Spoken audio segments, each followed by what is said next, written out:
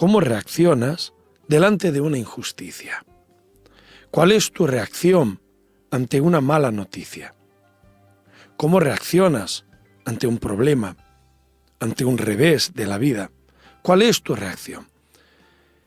Partimos que todos nosotros somos seres humanos y no somos de piedra, tenemos sentimientos, nos emocionamos, pero la reacción de cada uno es individual. Hay gente que agacha la cabeza y se resigna ante lo que venga. Ya he escuchado a muchos que dicen, no quiero más problemas y lo vamos a dejar así, tal cual está. Y se doblegan delante de la injusticia, de la calamidad, de lo que sea. Hay otros que lo hacen con mucha tristeza, con depresión, con ansiedad. Se encierran y sienten como que el mundo ya se les hubiera acabado. Tenemos a gente que hace caso omiso, ignora, como si no pasara nada. No pasa nada, y el mundo se está desmoronando sobre ellos. Hay gente que reacciona con mucha ira, con mucho enojo, con mucho enfado. De hecho, la propia Biblia, la palabra de Dios, dice, deja la ira y desecha el enojo. No te excites en manera alguna a hacer lo malo. Porque los malignos serán destruidos, pero los que esperan en el Señor, ellos heredarán la tierra. No puedes reaccionar con ira, no puedes reaccionar con enojo, ni tampoco excitarte a querer pagar el mal con el mal. Es decir, no, ojo por ojo, diente por diente, me han hecho un mal y yo voy a responder con un mal. No hagas las cosas así, porque también entonces entrarás en una espiral de destrucción, ¿Cómo debemos reaccionar delante de los problemas, delante de las injusticias? Ante todo el abanico de posibilidades que hemos comentado, que seguro que no son todas, ¿verdad? A mí me gustaría hablar de la indignación. De la indignación cuando hay hambre y sed de justicia. Estoy hablando de indignación y no necesariamente de una indignación violenta, de una indignación agresiva, iracunda, porque cuando la respuesta es de este tipo, lo que tendría que salir bien acaba saliendo mal y los planes de Dios se atrasan. He abierto la Biblia en el libro de Éxodo, en el capítulo 2, versículo 11. Todos nosotros ya hemos escuchado hablar en alguna ocasión de Moisés. Moisés era hebreo. Por aquellos tiempos los hebreos estaban siendo muy oprimidos por Faraón, que estaba siendo un tirano, los estaba esclavizando y ellos tenían que trabajar, los hebreos, con duras cargas para construir como esclavos las ciudades de Pitón y de Rameses. No tenían derecho a nada, y Faraón dio la orden de matar a todos los niños varones, Sus padres, temerosos de Dios a través de la fe, no consintieron que Moisés muriese, sino que lo echaron en las aguas, en una arquilla, que la calafatearon, como si fuera una especie de... sí, un arca, ¿no? Y la hija de Faraón, que salía al río Nilo, se bañaba y todo esto, lo encontró y lo salvó, lo rescató de las aguas. Por eso hay de su nombre, que significa de las aguas lo saqué, y lo adoptó como hijo. Claro, Moisés se crió como un príncipe de Egipto, hijo de la hija de Faraón. Recibió una instrucción extraordinaria. Hay aquellos que hasta afirman que fue educado en el Templo del Sol, que es como si fuera el Harvard, ¿no? La mejor universidad del mundo antiguo. La Biblia dice que Moisés era un hombre poderoso en hechos y en palabras. todo indica a que fue un gran general de los ejércitos de Faraón. Era un héroe, era un hombre admirable, era todo un ejemplo. Pero él tenía conciencia de sus raíces, que él era hebreo. Y en aquellos días, versículo 11, sucedió que crecido ya Moisés, salió a sus hermanos y los vio en sus duras tareas. Y observó a un egipcio que golpeaba a uno de los hebreos, sus hermanos. Miró una injusticia terrible, ¿no? Un opresor golpeando a alguien indefenso. Entonces miró a todas partes y viendo que no parecía nadie, no había nadie, mató al egipcio y lo escondió en la arena. Al día siguiente salió y vio a 2 hebreos que reñían. Entonces dijo al que maltrataba al otro: ¿por qué golpeas a tu prójimo? Y él respondió: ¿quién te ha puesto a ti por príncipe y juez entre nosotros? ¿Piensas matarme como mataste al egipcio? Entonces Moisés tuvo miedo y dijo: ciertamente esto ha sido descubierto.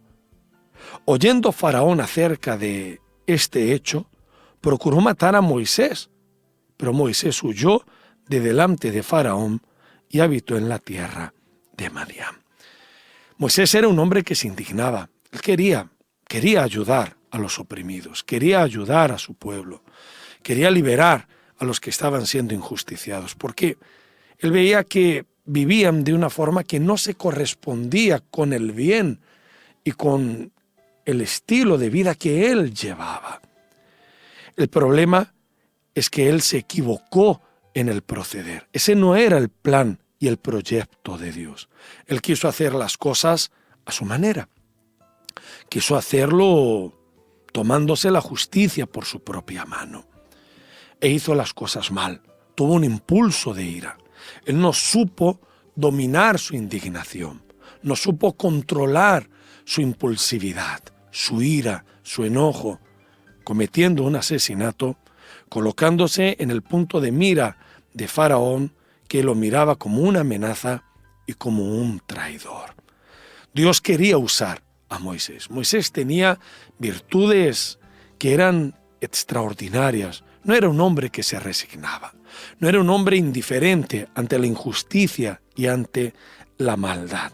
Era un hombre que tenía las cualidades y las condiciones de sacar a todo un pueblo, a toda una nación, de la esclavitud, llevándolo a la tierra prometida. Pero Moisés tenía que aprender a depender de Dios. Dios quiere usar tu indignación y Dios usa a personas inconformistas, a personas que reaccionan. Dios quiere manifestarse grande y poderosamente sobre aquellos que ante la injusticia no se quedan con los brazos cruzados. Pero no te confundas. Una persona indignada puede ser perfectamente alguien con dominio propio, una persona que domina sus impulsos, domina sus emociones, pero que está completamente apoyada en la palabra de Dios y está firmemente decidida a tomar en el momento idóneo y oportuno las decisiones y las aptitudes.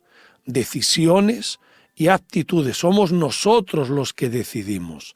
Somos nosotros los que reaccionamos. Somos nosotros los que adoptamos medidas. Y una persona indignada de fe, apoyada, amparada en la palabra de Dios, toma las decisiones que tiene que tomar para provocar el cambio, la justicia que busca y la justicia que anhela. Moisés tardó mucho en aprender esta lección. 40 años. 40 años en el desierto pastoreando las ovejas de su suegro Jetro. 40 años donde Dios también lo iba supervisando. Donde Dios iba lapidando, iba tallando ese diamante en bruto que era Moisés. Tallando su carácter, su impulsividad, quitando toda esa ira y toda esa soberbia que también él había almacenado en aquellos años que estaba en el Egipto, hasta que tuvo un encuentro con Dios, cuando Dios se reveló en él, se apareció a través de aquella zarza que ardía en fuego y que no se consumía. Fue allí cuando él tuvo un encuentro con el gran Yo Soy, con el Todopoderoso, cuando Dios se reveló para Moisés como el Dios de sus padres, como el Dios de Abraham, de Isaac y de Jacob. Cuando Dios le dijo: bien he visto la aflicción de mi pueblo que está en Egipto, y he oído su clamor a causa de sus exactores, pues he conocido sus angustias.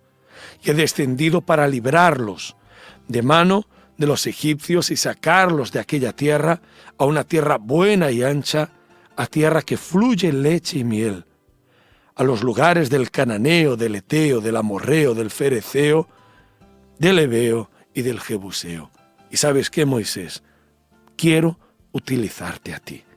Te he escogido y te he llamado porque mi presencia irá contigo. Dios quiere también usarte. Dios quiere hacer su voluntad a través de ti. Dios quiere utilizarte de tal forma, de tal manera, que aquellos que te conozcan vean una obra incuestionable, una obra magnífica, porque Dios es el mismo de ayer, hoy y lo será siempre. Pero tú dices: ¿pero por qué Dios no cambia mi vida? Por falta de reacción. ¿Cómo tú reaccionas? ¿Reaccionas con resignación? ¿Con desánimo? ¿Reaccionas de forma iracunda? ¿Eres de aquellos que tira la toalla y ya no cree en nadie más? Porque hay gente que ante una adversidad hasta dice que ya no cree más en Dios. ¡Dios no existe! Algunos dicen: no podemos ser así.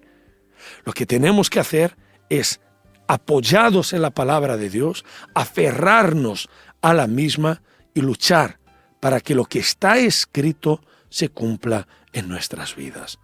Jesucristo ha dicho que Él vendría para darnos vida y vida con abundancia. Tú no puedes permitir, no puedes aceptar como algo natural, con la mayor naturalidad, que en ti no haya paz. Tú no puedes tener vida abundante si no tienes paz, si tienes tormentos, si eres una persona afligida, llena de aflicciones, de infelicidades. Tú no puedes decir y aceptar creer en un Dios grande, poderoso, y que tu casa se convierta en una pequeña porción o gran porción del infierno. Tú no puedes ver que es normal que tengas terribles pesadillas por la noche, que en tu vida des un paso adelante y retrocedas 2 o 3, siendo una persona honrada, que hace siempre lo mejor, pero por alguna extraña razón es como si hubiese una maldición en ti. Tú no puedes ver con naturalidad o resignación lo que está pasando, porque Dios es grande y quiere liberarte de tu esclavitud, quiere liberarte de tu opresión. Pero tienes que reaccionar, y la indignación que Dios utiliza es la de aquellas personas que utilizan la fe amparada en la promesa de Dios, pero que son personas fieles, personas honestas, esforzadas, entregadas a Él de cuerpo, alma y espíritu. Y cuando una persona tiene este carácter, ella es una persona de acción, y amparada su fe en Dios, tendrá vida, porque el justo por la fe vivirá.